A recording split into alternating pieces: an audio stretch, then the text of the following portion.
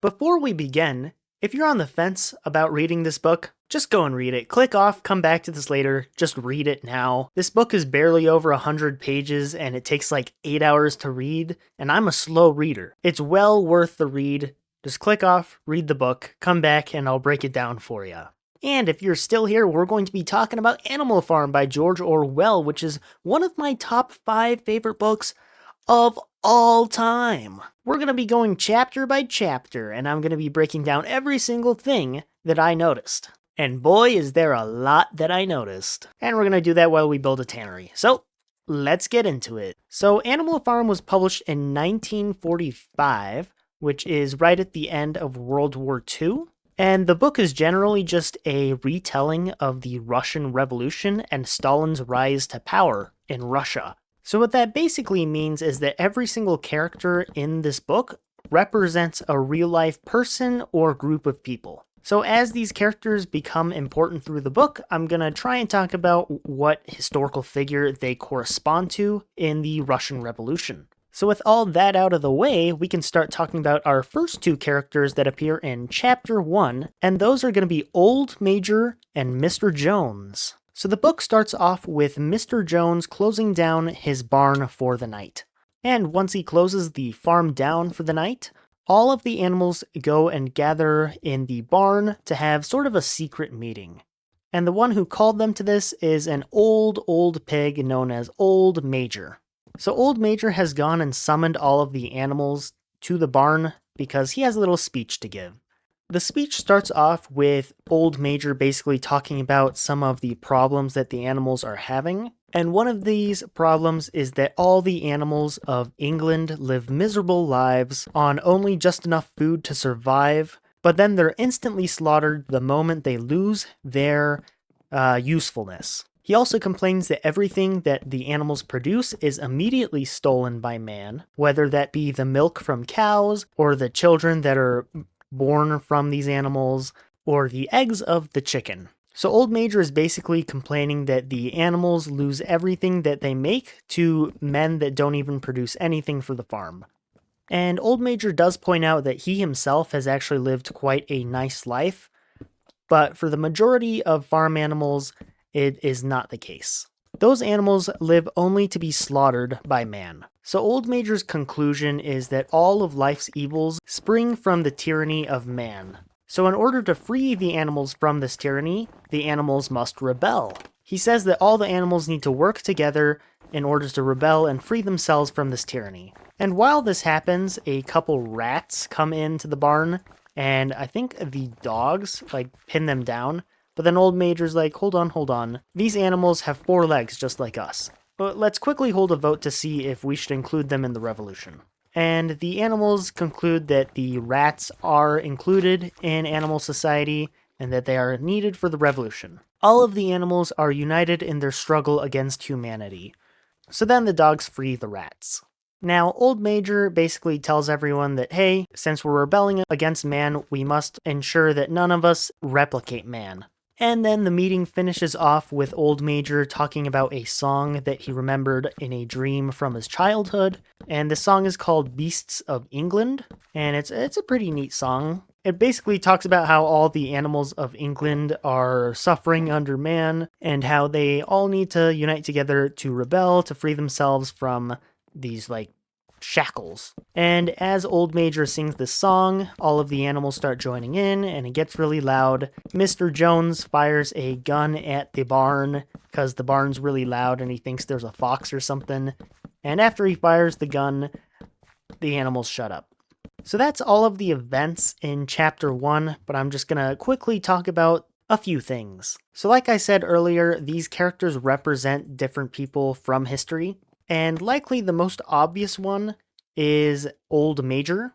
Now, Old Major actually represents 2 historical figures, and those are Vladimir Lenin and Karl Marx. Karl Marx is sort of the philosopher behind communism, and Lenin is the leader of the Russian Revolution. But he quickly died after succeeding in his revolution. The next character that represents a historical thing is Mr. Jones. Mr. Jones is analogous to the Tsar of Russia, and the Tsar is basically what all the Russians were rebelling against in the revolution. And then the last animal is the rats, and the rats are kind of just the thieves of Russia, the beggars of Russia. You know, you don't really want to include them in society, I guess, but at the same time, like, you need all hands on deck. And we'll get back to the rats later on in the book. And then even the song that they sing, which is Beasts of England, is a parallel to a real-life song called the Internationale. But yeah, that's kind of all of the historical things in this first chapter. We've got the animals that are being exploited by the farmer, Mr. Jones, or in reality, we've got the Russian peasantry that is suffering under the Tsar. Now, on to chapter 2, the Revolution. So it's been a few months and Old Major has died peacefully in his sleep. So the animals decide that the pigs, who are clearly the most clever of the animals, they should be in charge of organizing this revolution. And there are 3 pigs in particular that are mentioned. The first of these is Napoleon, who is a Berkshire boar, very strong pig, and he actually represents Joseph Stalin. We then have Snowball, which is the inventive and quicker pig. He represents Mr. Trotsky. And then there is a really smart pig, and this pig is known as Squealer, and it's noted that Squealer is very good at arguing, and he can make black look white.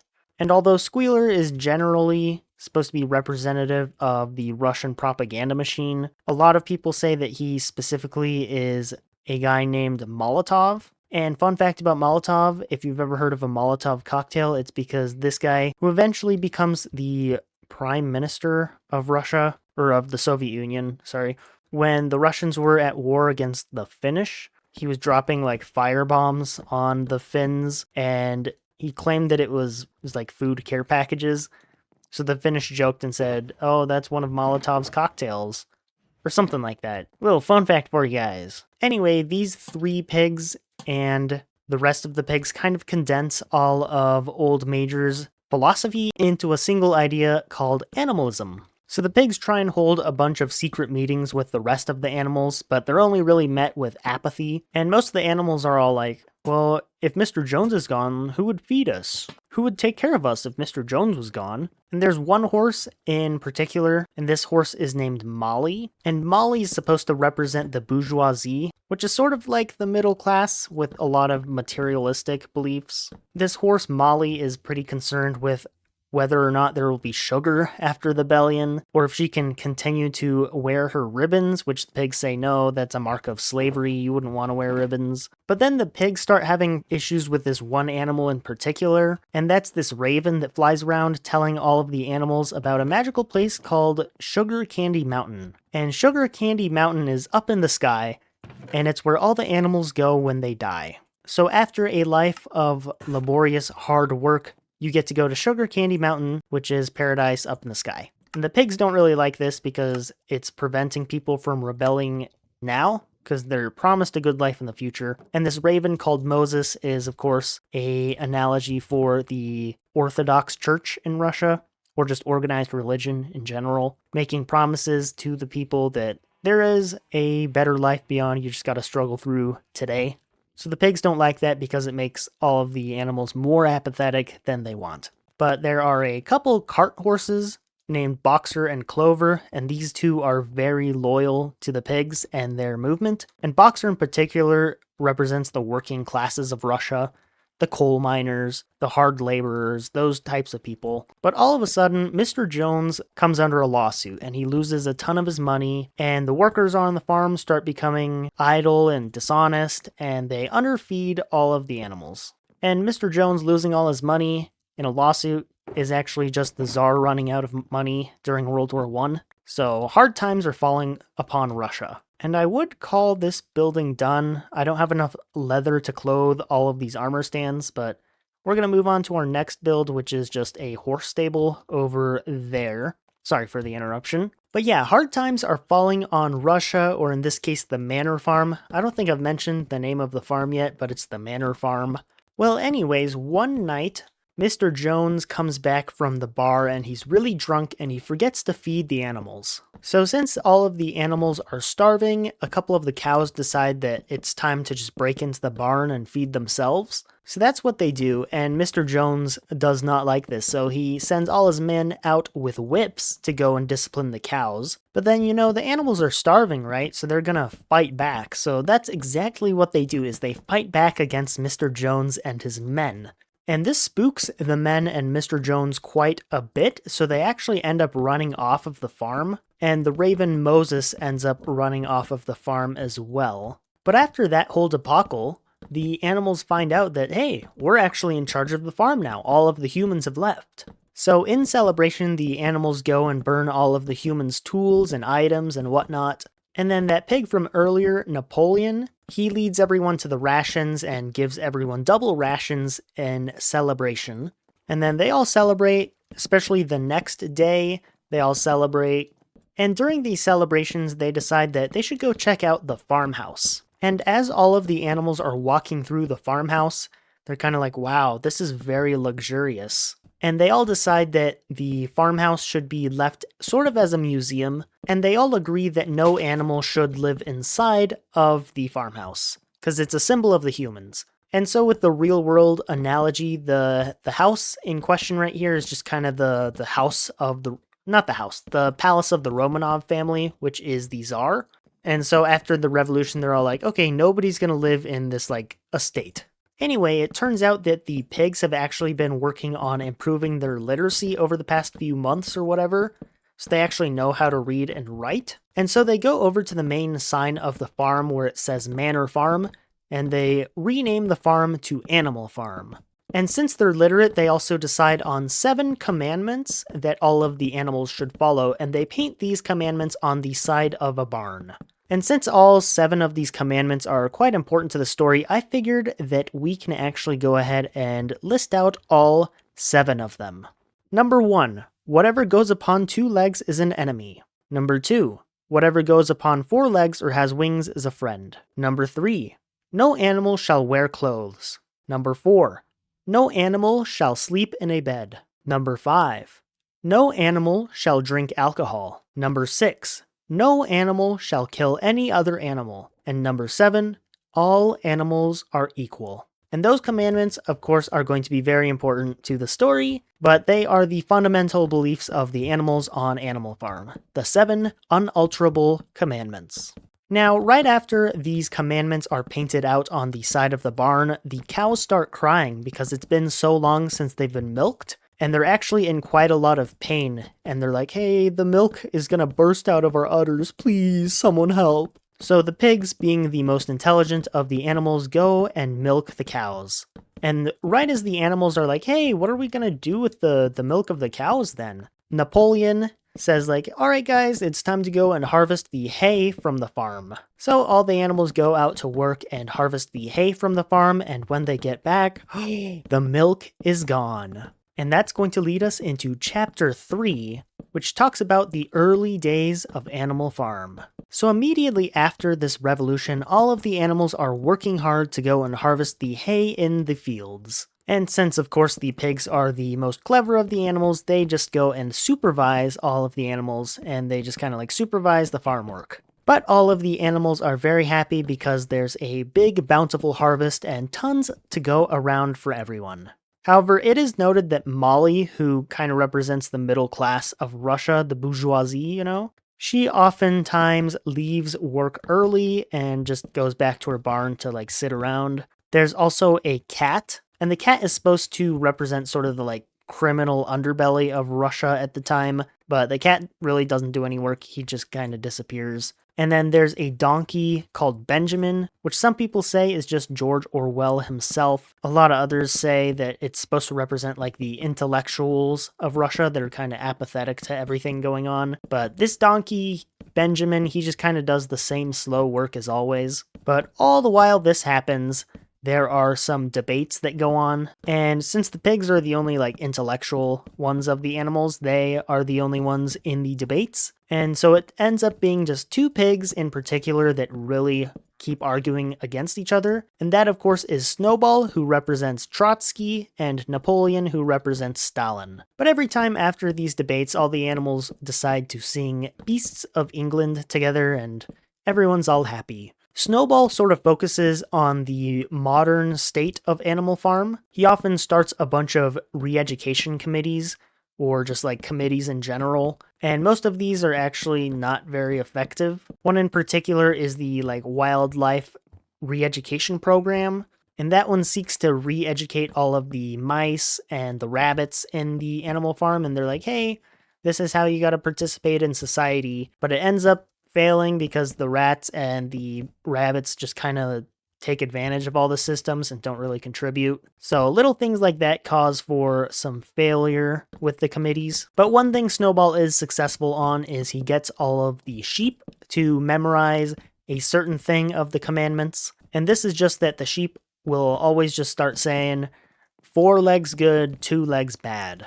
So that's sort of the fruit that come out of the committee. A couple of the horses kind of try to learn how to read and write, but none of them are too successful at it. They just don't have the intellectual capability to do this. So that's kind of what Snowball is focusing on in the early days of the animal farm. Meanwhile, Napoleon is sort of just like, these animals can't really be helped. We gotta focus on the next generation. So there's a couple dogs that give birth to some puppies, and Napoleon's like, perfect. These are the children of the future. I'm going to educate them myself. So he takes the dogs away from the parents and he kind of just educates them, I guess. Be sure to remember those guys for later. But then the chapter ends with Squealer, which is kind of that propaganda pig. And it's sort of found out that the pigs are the ones drinking the milk that is harvested from the cows. So it's now Squealer's job to go and, calm the waters out a bit. And this is also during the apple harvest, and all the animals are kind of excited to eat apples, but they actually get none in their rations. But anyway, Squealer explains how the milk and the apples are necessary for the pigs to eat.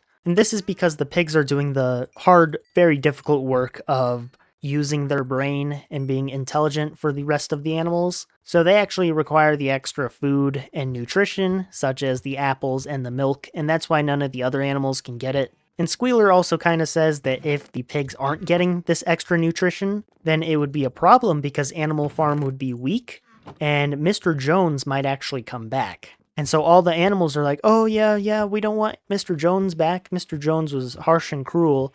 We really don't want Mr. Jones. The pigs can have all the food they need. So yeah, chapter 3 is pretty short. It just kind of lays out the foundation for Animal Farm. But we'll have to see if Animal Farm can withstand the pressures of external forces in this next chapter, which relays the Battle of Cowshed. Now, this whole time I've been talking about Animal Farm, or the Manor Farm, the main setting of our book. However, Animal Farm does not exist in a vacuum. Animal Farm actually has 2 neighbors to it. One of these neighbors is a farmer known as Mr. Frederick. And Mr. Frederick is known by the animals as being a really harsh ruler. He's known to flog his animals, he beats his animals, he tortures his animals. And recently, any animal that is caught singing the Beasts of England on his farm, they are beaten severely and flogged. Mr. Frederick is an analogy to the German leader Adolf Hitler. Very big threat to the Soviet Union. People are not a fan of this German guy. And the other farmer is a guy named Mr. Pilkington, something like that. And Mr. Pilkington is very laid back and chill, doesn't really do anything. He just kind of farms and fishes. He's very upper class. And this guy represents 2 people, but more generally just like the West. But he is a combo of Mr. Winston Churchill, who is the Prime Minister of the United Kingdom, and also Franklin Delano Roosevelt, who is the President of the United States of America. And I know the timeline doesn't really fit that perfectly. It would be other leaders during this time in Russia, but you kind of get the general idea. It's just the leaders of the West. Regardless, both of these farmers are very fearful of Animal Farm. They're fearful that the animals on their own farms could lead revolutions and take away their power. So both of them are very concerned with Animal Farm, or the USSR, and communism. Anyway, one day, Mr. Jones comes back with a whole fleet of men, and these men are all armed, and they're ready to take back Animal Farm.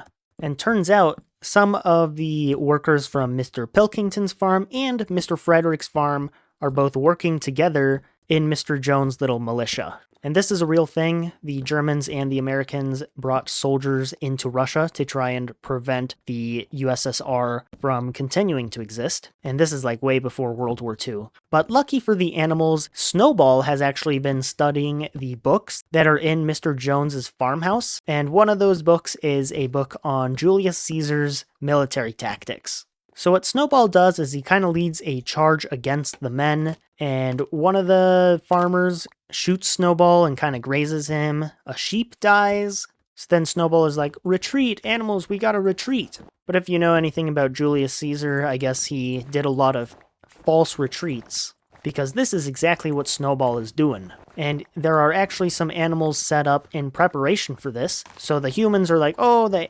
animals are retreating, now it's our time to charge in. And so they charge in, but they fall straight for the animals' trap, Snowball's trap. And so the animals are actually able to fend off the attack from the humans, and the humans retreat after some of the animals beat them up. Boxer, which is the animal of the working class, he actually knocks out one of the humans, but the human wakes up later and retreats. But it's a great day. All of the animals have fended off the humans from taking Animal Farm, and everyone is all happy. Although it is discovered that Molly, the horse that represents the bourgeoisie, the middle class, she was out hiding in a stable the entire time, not fighting with everyone else. But it doesn't really matter. They're all happy. They won. And so the animals all get together and they make some awards. The sheep that died is given an award, as well as Snowball. They're both given awards for bravery. Like I said, Snowball was kind of just grazed by a bullet, and then the sheep just straight up died. So they're labeled as war heroes. They also give the horse Boxer an award because he was able to knock out one of the humans. And they actually grabbed one of the guns from the retreating humans. So they have a gun now, and they go and mount the gun over by the flagpole. And they say that the gun will actually be fired twice a year, once to commemorate the day they kicked Jones off of the farm, and the other to mark the victory at the Battle of Cowshed. So it's kind of just like one of those military artillery pieces that the military fires off in celebration. That's kind of what they're using the gun for. But that's going to conclude Chapter 4. The animals have secured victory for the animals of Animal Farm. It is a great day for them. So now with their security figured out, it's time to ask, what are they going to do with Animal Farm? What are the plans for the future? Now that we're sort of in this intermediate peaceful period, the horse Molly that represented the bourgeoisie, the middle class, she actually runs off. And this is because she's tired of kind of living the animalist lifestyle. She wants to go back to her pretty ribbons and sugar. So one day she just defects to one of the other farms. But no one really seems to care. They all kind of foresaw this, I guess. It was obvious it was going to happen. And although Molly leaving is pretty insignificant, there are still things that need to be done on the farm. And in one of the meetings that the pigs hold, the pig Snowball, who of course represents Trotsky, remember that, Snowball presents this idea to everyone of the windmill. So Snowball's windmill proposal is that if all the animals work together to build a windmill, they'll be able to knock down the amount of work days that the animals will have to work, because the windmill is going to be able to do a lot of the monotonous, hard labor. Now, right as this is proposed, Napoleon, who of course represents Stalin, he's like, no, this is a horrible idea. So from day one, he opposes this windmill. And then Napoleon and Snowball also differentiate themselves on their beliefs, basically on foreign policy, I guess. So the difference we see here is in their foreign policy. Napoleon believes that it's kind of great that they have animalism working on one of the farms already. And what he believes is that we should be training up all the animals so we can defend Animal Farm from any invaders. While Snowball believes that their mission isn't completed until all animals are free. So Snowball is an advocate for sending pigeons to other farms to try and stir up revolutions there. This is pretty similar to Stalin and Trotsky's differences in real life. Stalin was very much a proponent of there being one communist country and we should protect it while it's there, while Trotsky kind of had the idea that we need to be freeing the people from capitalism, which means that our job isn't done until all men are free. So that's actually some of the ideological differences between Stalin and Trotsky, or in this case, Snowball and Napoleon. But anyway, one day Napoleon and Snowball hold a vote on the windmill after there's been large debates over the windmill. And so the animals start voting, and it really looks like the windmill proposal is going to pass. But then right before the vote can end, Napoleon unleashes his dogs and he attacks Snowball. And if you remember the puppies from earlier that Napoleon took and trained himself, these are the dogs that are chasing Snowball, and Snowball is able to run away and escape to one of the other farms. So now with Snowball gone, Napoleon announces that the meetings are over. There's going to be no more meetings on Animal Farm. Instead, the pigs will just convene and decide what's best for the animals. And once the pigs reach a decision, they'll just communicate this with the rest of the farm through Squealer. Now, when some of the other pigs hear this proposal, they start squealing in opposition. But as soon as the dogs start growling at them, the pigs very quickly stop protesting. So I guess that kind of introduces our newest character, which are the dogs. And the dogs are an analogy for Stalin's secret police. So they're kind of the enforcers of the rule of Stalin, or in this case, the rule of Napoleon. Anyway, later on the farm, Squealer gets to explain to everyone what's going on. He says that Snowball was actually no better than a criminal, and all the animals protest. They're all like, but didn't Snowball get a medal at the Battle of Cowshed? And Squealer's like, yes, but his actions were actually greatly exaggerated. And then he also explains to everyone how the ending of votes is actually a method to keep Jones away from the farm.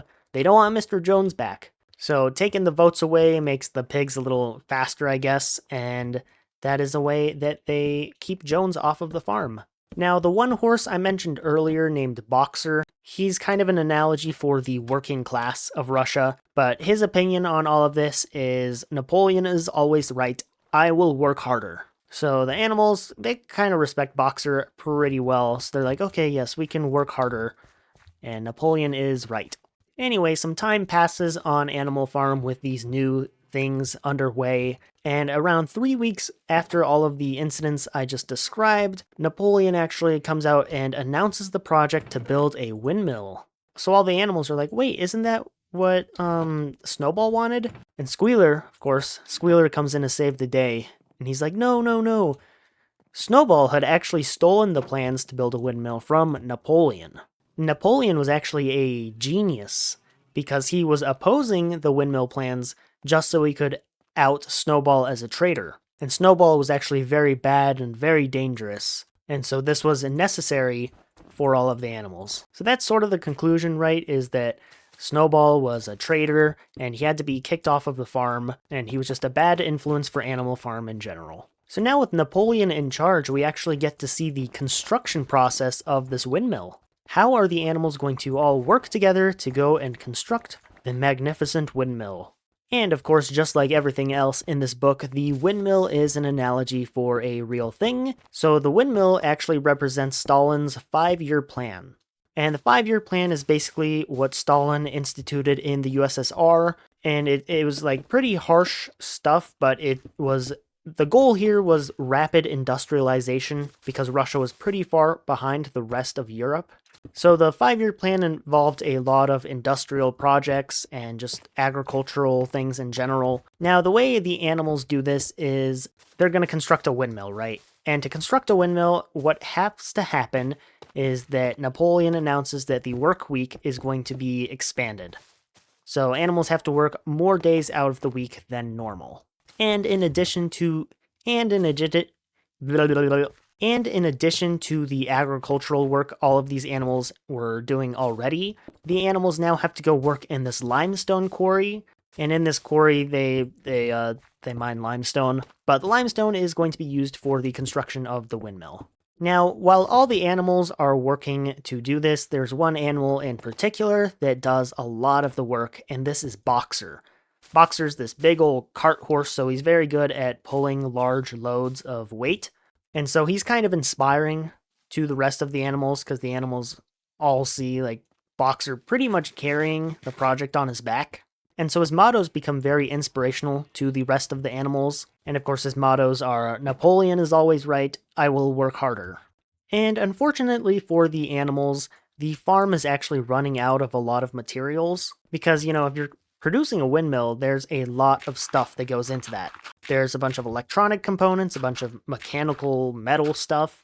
There's a lot of stuff that just ordinary farm animals can't produce on a farm. So Napoleon and the pigs decide that in order to, make a functioning windmill, they actually have to, export some of their goods to the other farms or other markets so they can make money that they can use to invest in the windmill. And the windmill's a very popular project because everyone is like, we can work hard because the windmill is going to give us a smaller work week and it's going to bring us electricity in the barn. It's going to be a good, grand time. The pigs announced that the animals are going to have to start selling some of the hay, some of the wheat that they harvest, and maybe if they're even desperate, they might have to sell the eggs of the chicken. And this makes the animals pretty uneasy because they're like, wait, didn't we have a resolution or agreement that we wouldn't trade with humans? And Squealer, of course, and he's like, no, that was never a thing. That was probably just a lie spread by Snowball. And Napoleon is always right, so you don't want to listen to Snowball's lies. And the animals start trying to argue against Squealer, but then all of a sudden the sheep start just yelling, 4 legs good, 2 legs bad, 4 legs good, 2 legs bad. And the topic is basically dropped. No one ever argues against it again. And then if that didn't make the animals uncomfortable enough, the pigs decide that they have to go and move into the farmhouse, which everyone had agreed that was kind of like a museum of the old times. But again, Squealer comes to the rescue and he reassures all of the animals that no, this isn't actually a problem. The pigs are actually doing a lot of administrative work that, takes a lot of energy and they need a nice place to sleep. And the animals are like, wait, a nice place to sleep? Wasn't there a commandment on the side of the barn that basically outlawed animals sleeping in the beds of humans? Yeah, so let's actually go check out that resolution. Oh, it appears our memory has failed us. Commandment number 4. No animal shall sleep in a bed with sheets. Squealer explains that law wouldn't even make sense anyway, because anywhere any animal sleeps is technically a bed. It's sheets that make a bed a human bed. So it's really the sheets that are the problem, not the bed itself. And even if they were sleeping in beds with sheets, like, the pigs need the extra sleep because they're trying to keep Jones off of the farm. And you guys don't want Jones back, do you? And the animals are like, oh yeah, that's true, we don't want Jones back. Well, anyways, the animals continue working on the farm, and everyone's very enthusiastic about the windmill, except for the donkey Benjamin. And when any of the animals ask Benjamin, like, hey, why aren't you excited about the windmill? He just says, well, donkeys live a long time. Well, all the animals are making very good progress on the windmill, but unfortunately one night it is very windy. And it's so windy, in fact, that the animals hear a loud crash outside. And the next day they go outside and look, and they find the windmill in complete ruin. And of course, the animals are pretty distraught over this. And they find Napoleon just pacing around. And then Napoleon stops pacing. And he's like, this is no ordinary collapse of a windmill.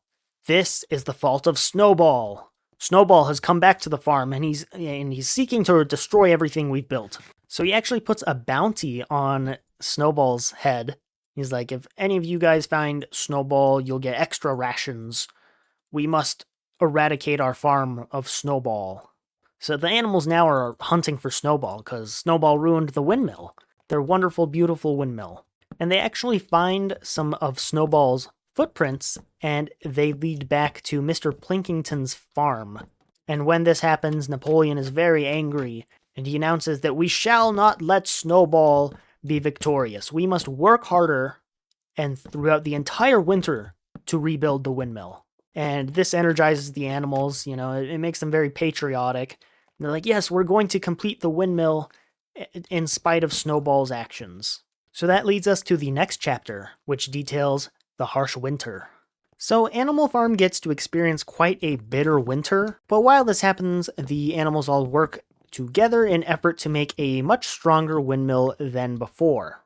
And during all of this work, Squealer tries to inspire the animals, and it sort of works, but nothing is as inspiring as Boxer. That cart horse is pulling his weight.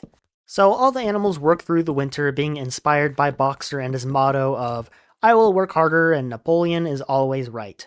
And throughout all of this work, the animals have their rations cut a bit because Animal Farm is kind of fallen on some harder times right now. So all the animals kind of just deal with the rations. However, it's announced that they're like really running out of food, and in effort to combat this, Napoleon orders that the chickens have to give up 400 eggs every week. That way the eggs can be sold on the market and they can feed the rest of the farm with the money.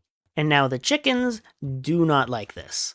The chickens are like, this isn't what we were promised. We were promised to be freed from the shackles of oppression and having our eggs stolen from man. We're not going to deal with this. And they start protesting. And the way they protest is they lay their eggs on the rafters. And so the chickens fly up and lay their eggs on the rafters, which means that every egg they lay cracks before it falls, right? Or it cracks as it falls. It falls from the rafters and it cracks the egg, so that it can't be sold. So Napoleon's pretty outraged by this. He cuts the chickens' rations completely, so the chickens don't have any food to eat now. And he also says that any animal caught giving their rations to the chickens is going to be slaughtered, right? You're not allowed to help the chickens out. So the chickens end up lasting like 5 days protesting. 9 of the chickens starve to death over not wanting to give their eggs to the rest of the farm. And of course, this is a parallel to the real events of the USSR. Specifically, this one is referencing Holodomor. I think I'm pronouncing that correctly. Holodomor. But this was like a genocide that the USSR committed against the Ukrainians. Very similar tactics. The Ukrainians protest and the Russians just cut their rations so they can't eat and they just starve the entire populace to death. It does cause the chickens to fold and they actually agree to give 400 of their eggs away every week. And during this time too, there's a bunch of just random things that break around the farm, and Napoleon attributes all of these to Snowball sneaking in at night, and basically anything bad that happens on the farm is blamed on Snowball. Now, one of these days, Napoleon actually calls a meeting for all the animals, and when this happens, Napoleon shows a bunch of documents to the animals, and what these documents do is they prove that Snowball was actually guilty the whole time. The documents show that Snowball was trying to give the farm up to Mr. Jones and that he hated animalism. Now, a lot of the animals are actually kind of skeptical of this. They're like, no, I'm pretty sure Snowball, was actually a good animal, and we liked Snowball a lot. But turns out the animals' memories are actually not very good, because although the animals rightfully said that Snowball had given like a false retreat to pin down Mr. Jones, it actually wasn't a false retreat at all. What had actually happened was that Snowball had called for all the animals to retreat, and this is his tactic, his way to give the farm up to Mr. Jones. And it was actually Napoleon that came after this surrender of the farm, and he rallied up the animals and secured victory for Animal Farm. And it's actually Squealer that's relaying all of this information to everyone, and Boxer is arguing against Squealer. He's like, that is not what happened. I was there. But then he finds out that these are actually the words of Napoleon, and then Boxer's like, oh, well, Napoleon's always right, so I must be wrong, I apologize. Anyways, a few days later, Napoleon calls a meeting. I know I said Napoleon called a meeting the last time. That was actually Squealer, I guess, I'm sorry. But Napoleon calls a meeting this time, and he's actually wearing all of the medals that he awarded himself, because he fought so valiantly at the Battle of Cowshed, so he's rightfully wearing his medals. And at this meeting, Napoleon does something or says something, and that causes the dogs, his secret police or whatever, to suddenly grab 4 of these pigs that have been protesting Napoleon a bunch, whether that just be vocally or all the time, I guess. But 4 of these pigs are snatched up by the dogs. And there's actually a few dogs that go and attack Boxer himself, but Boxer just pins the dogs down and kind of just looks at Napoleon, and Napoleon's like, oh, just release the dogs. I don't know what they're doing. So Boxer releases the dogs. But those 4 pigs are dragged up to the front of the barn where Napoleon is up on a stage in front of everyone else. Anyway, these 4 pigs all confess to crimes of being in league with Snowball and trying to give Animal Farm away to Snowball. And they also confess to wanting to give the farm away to Mr. Frederick, which is that Hitler guy. And they also admit that Snowball was, in fact, in league with Mr. Jones and trying to orchestrate stuff against Animal Farm. So after hearing these confessions, Napoleon gives an order and the 4 dogs kill these 4 pigs. These pigs' throats are ripped out of their bodies by the dogs, and it's overall just like a very bloody mess. Now, after that happens, Napoleon asks the animals of Animal Farm if there's anyone else that would like to confess to crimes. And sure enough, the animals do start confessing. 3 of the chicken ringleaders from the chicken protest, they step forward, and they actually confess that Snowball showed up to them in a dream and told them to disobey every single one of Napoleon's orders. So once they confess this to Napoleon, the dogs kill those chickens as well. Tons of other animals come and confess to crimes as well, but it's overall just like a slaughter fest. A bunch of animals are killed, and there's just like a pile of corpses. Now, after this whole meeting, a lot of the animals are shocked, but they don't know if they should be more shocked about the betrayal of these animals, or if they should just be shocked by the violence that's been committed, and they're all really confused. But then Boxer's like, you know what, guys? It's probably our fault. All we need to do is work harder, and this won't happen again. And the other box horse, which is Clover, she gets sort of emotional, and she's like, you know, this isn't really what we fought for. This isn't what Animal Farm should stand for. But if it means keeping Mr. Jones away, then I guess we gotta do it. But yeah, in general, there's just a lot of confusion on the farm. Nobody really knows how to interpret it. So one of the animals just starts singing Beasts of England, and then all together they all start singing Beasts of England. But before they can even finish the song, Squealer comes into the barn, and Squealer mentions to the animals that Napoleon has actually outlawed the song Beasts of England, and the animals are a bit confused, like, hey, why would he outlaw our glorious song? And Squealer explains that, well, you know, Beasts of England was the song of the rebellion. However, the rebellion is now done, so it's an unnecessary song.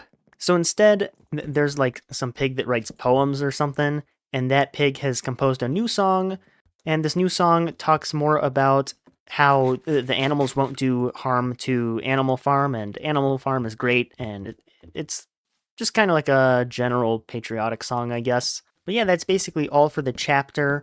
What you just witnessed is essentially the Great Purge that Stalin committed against the Russian people. Lots of political persecutions and executions. A lot of horrible, horrible stuff. And then even the song change happened. There was the Internationale, which is the normal national anthem of the Soviet Union. But during Stalin's reign, he actually changed it to the USSR anthem. You've probably heard. It's the one that like everybody knows, I guess, for Soviet national anthems. But yeah, this chapter was basically just the Great Purge and the execution of political opponents or people that tried to accuse Napoleon of bad things or just disliked Napoleon.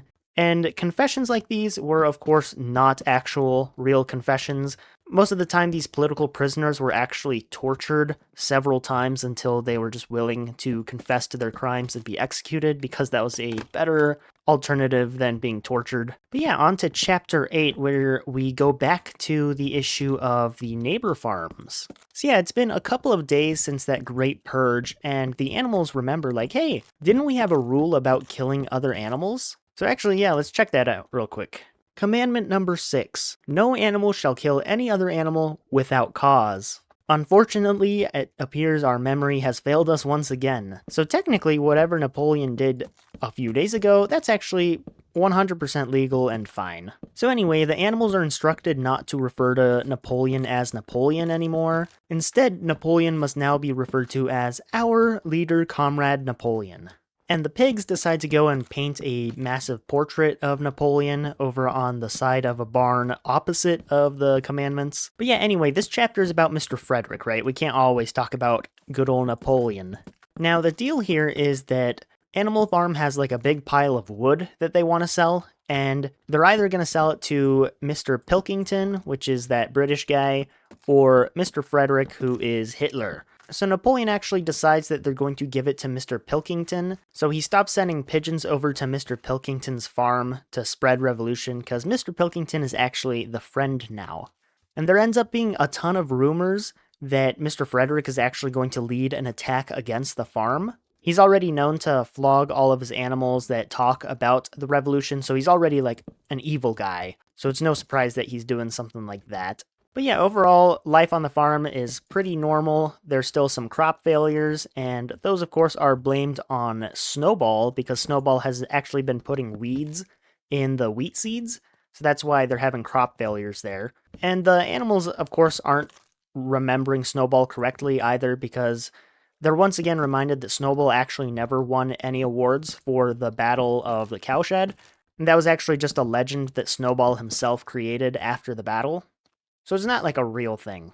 But eventually through this winter, they complete the windmill. The windmill is done. It's actually there. And right around the completion of this windmill, it's also said that Napoleon is actually going to sell the wood to Mr. Frederick and not Mr. Pilkington. And the cruelty around Frederick's farm was actually just greatly exaggerated, and it's probably just a rumor spread by Snowball. Napoleon changes the official stance of Animal Farm, or actually, he doesn't change it, it was always this, but the animals hate Mr. Pilkington. Death to Mr. Pilkington. Anyway, Mr. Frederick sends some people to come and pick up the wood, and he pays with a bunch of banknotes.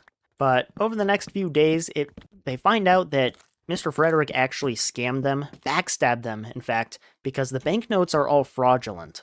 And then, the next morning after this news, Mr. Frederick attacks the farm. Now, if you remember, Mr. Frederick is an analogy to Adolf Hitler, so the wood pile is likely the Molotov-Ribbentrop Pact. That's kind of the agreement the Germans and the Soviets made, and that was like their mutual invasion of Poland, I think, where they both worked together. But alas, Mr. Frederick backstabs Animal Farm, and in fact actually sends soldiers into Animal Farm. So this would be Operation Barbarossa for those of you that know World War II, the German invasion of the Soviet Union. And Mr. Frederick actually brings a ton of men, a ton of guns, and all the animals have to retreat from Animal Farm. And so Napoleon panics and he's like, Mr. Pilkington, please help us out. And Mr. Pilkington has no response. So the animals watch in horror as Mr. Frederick and his men go up to the windmill and blow it up. And this actually enrages the animals, because, you know, you work through multiple winters trying to build this windmill, and you just get to see this Mr. Frederick guy just come and blow it up. So the animals are enraged by this, and they all charge at Mr. Frederick and his men. And it's a really bloody battle. There's a lot of casualties, but they do end up winning and chasing off Mr. Frederick from the farm. And I believe the windmill is supposed to symbolize like Stalingrad, which is a big battle from World War II. But once Frederick's men are chased off of the farm, all the pigs celebrate and they start firing the little artillery celebration gun that they have. And then Boxer's like, hey guys, what are we celebrating? We haven't gained anything new and the windmill is actually just destroyed now. I don't think that's a means to celebrate. And Squealer goes up to Boxer, he's like, no, you don't have to worry about that. We could build 6 windmills if we wanted to. This is a celebration. So then after a few more speeches, the animals actually do decide that, you know, they did win the battle. And so, yeah, the animals are like, hey, we did win the war, and they all celebrate, and Napoleon gives himself an award for just, the military victory. Anyway, the pigs really celebrate this, and they go and find a whiskey stash in the old barn house, and they start drinking that. And they actually drink a lot. It's a very rowdy farmhouse for the next few hours. And then the next day, it's announced that Napoleon is actually gonna die. He's in a ton of pain, and, he's gonna die, and the animals need to be ready for his death. So they actually announced then that anyone who drinks alcohol on the farm is subject to the death penalty, because that's just the law. But alas, Napoleon is actually completely fine in the end, and he's actually really fine, so the pigs go ahead and change the main crop on the farm from wheat to barley, which of course is a big ingredient in beer brewing. But the animals don't really seem to mind, I guess. No one really says anything about this. But that night, there's a loud crash, and all the animals go outside to find Squealer out by the barn, upside down with a ladder and a bucket of paint. But then the dogs come and scare all the animals off, so they don't really get to see anything else. But the next day, they go around to the barn, because they could have sworn that they saw some rule about drinking alcohol. But alas, our memory fails us again. The 5th commandment, no animal shall drink alcohol to excess.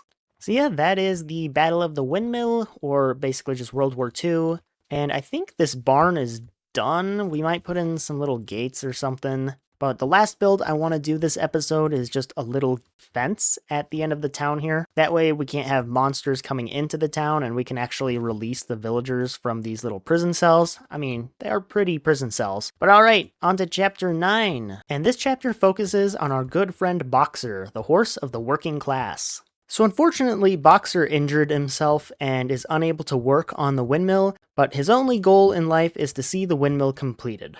And there's this talk of a pension that he gets if he works for like 1 more year. So once he does 1 more year of work, he's able to get his pension, and he just wants to see the windmill completed in his lifetime. Anyway, it's announced by Squealer that the animals' rations are going to be reduced, but it's actually not that bad because Squealer has some charts that prove that the animals actually have more food than they did compared to when they were under Jones's leadership, so they're still actually just having a blast.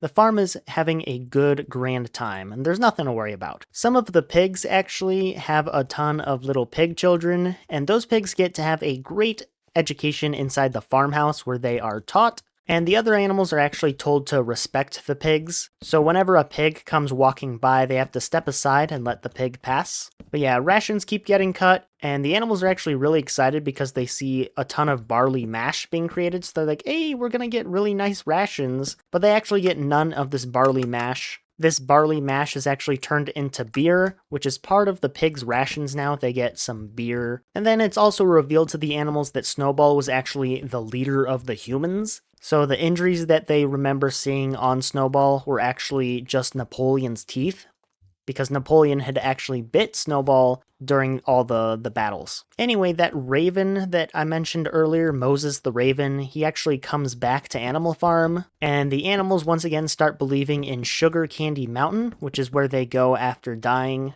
The pigs all claim that Sugar Candy Mountain isn't real, but they also just let Moses stay. They don't seem too bothered by Moses this time. Anyway, Boxer is back up after recovering from his injury, and he starts working extra hard because he knows his pension time is coming, and he really wants to see that windmill completed, so he starts putting in a lot of extra work. But it is noted that he is a lot weaker than he used to be.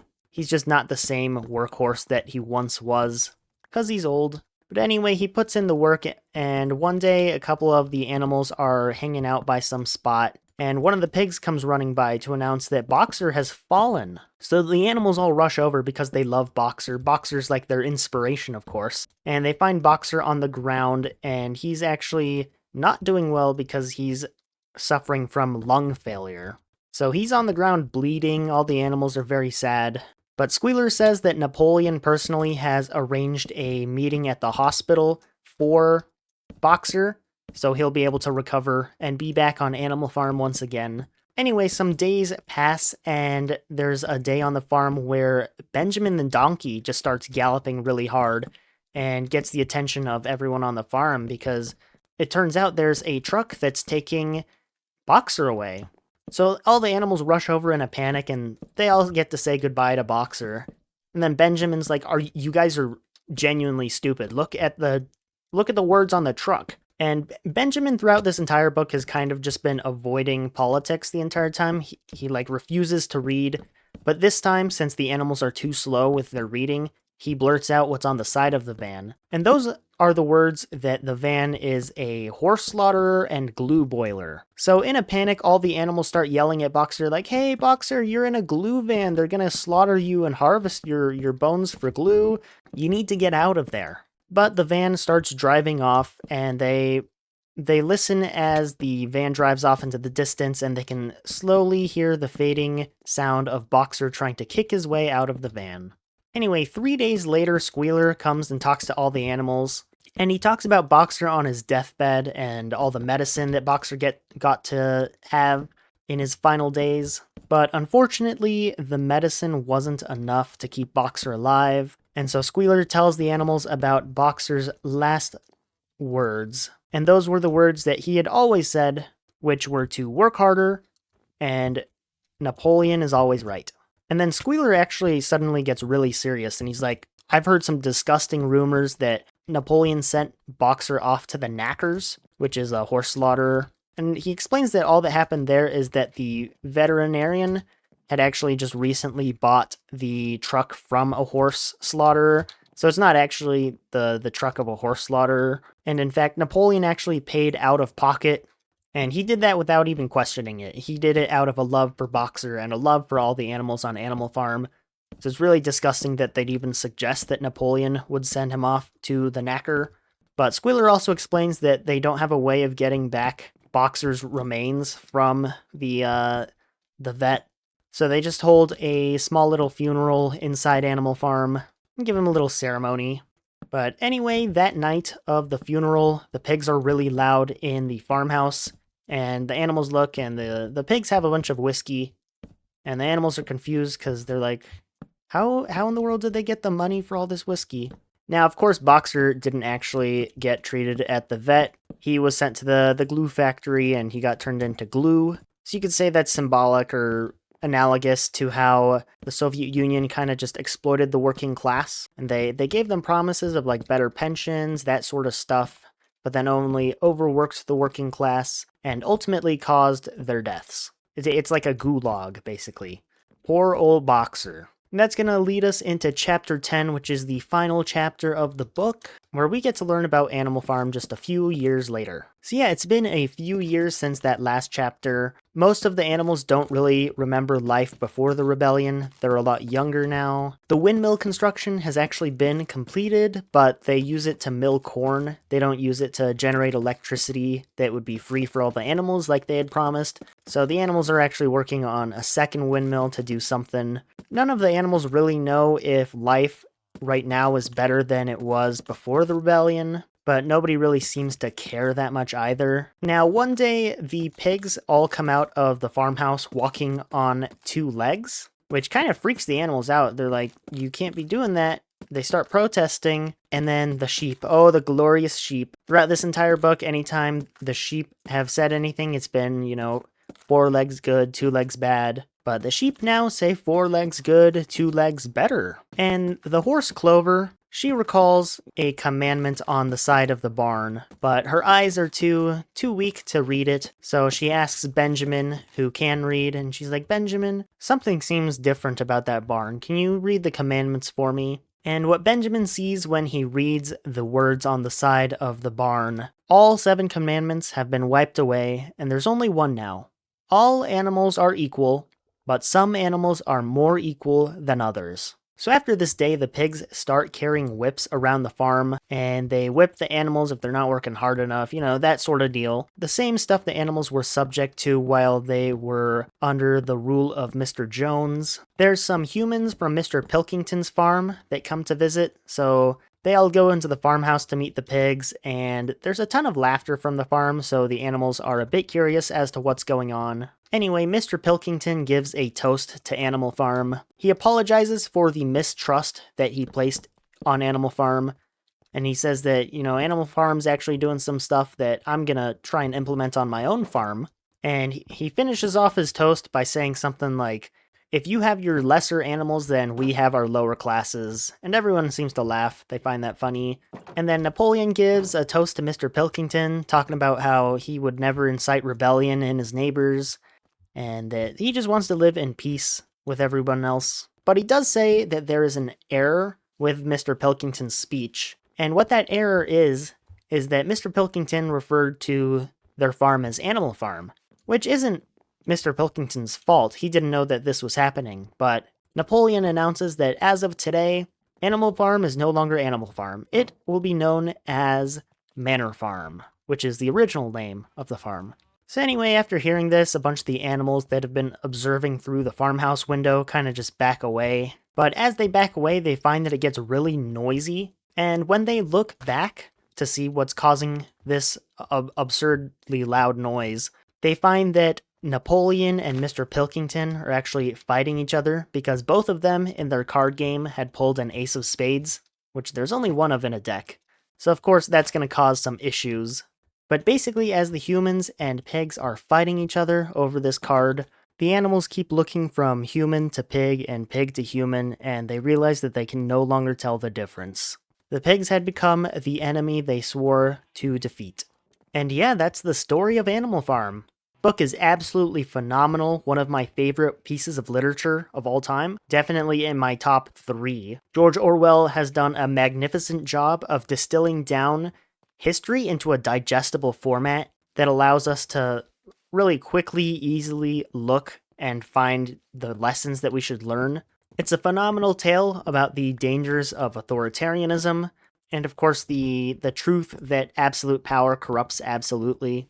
But yeah, even if this book is simply a retelling of history, the fact that Orwell can just distill it down into its core principles and kind of show you what you need to learn from, like, what lessons you need to learn from those events, like, I think that's a testament to his skills as an author. And now I believe it is time to free all our villagers. They no longer have to be trapped within the premises. Everything should be safe from mobs. But yeah, overall, this book is phenomenal. I love it. It's a perfect cautionary tale on authoritarianism, totalitarian regimes, and the dangers of human greed that goes unchecked. It's a beautiful retelling of history, and overall a phenomenal book. So if you haven't read this book before, who knows, maybe you're interested in reading the book now. I highly recommend it. There's a reason this book is so popular, even after like 70 years. So thank you all for sticking around in this absurdly long video. I don't plan to make videos this long in the future. We're going to go back to our 20-minute format. I just love this book and I wanted to talk about it a lot. If you're new to the channel and you kind of like this format of video, it'd mean the world if you subscribed and checked out my content coming out in the future, where I'll be talking about more books that I like, or just books that I end up reading. And we do that all the while we build this wonderful little town. So yeah, once again, thank you for sticking around in this really long video. I do really appreciate it. I'd love to hear your thoughts on Animal Farm. Let me know if I missed anything or got anything incorrect. But yeah, I'd love to hear your thoughts. And I'd love for you guys to check out the series in the future. So thank you all for watching and have a wonderful day.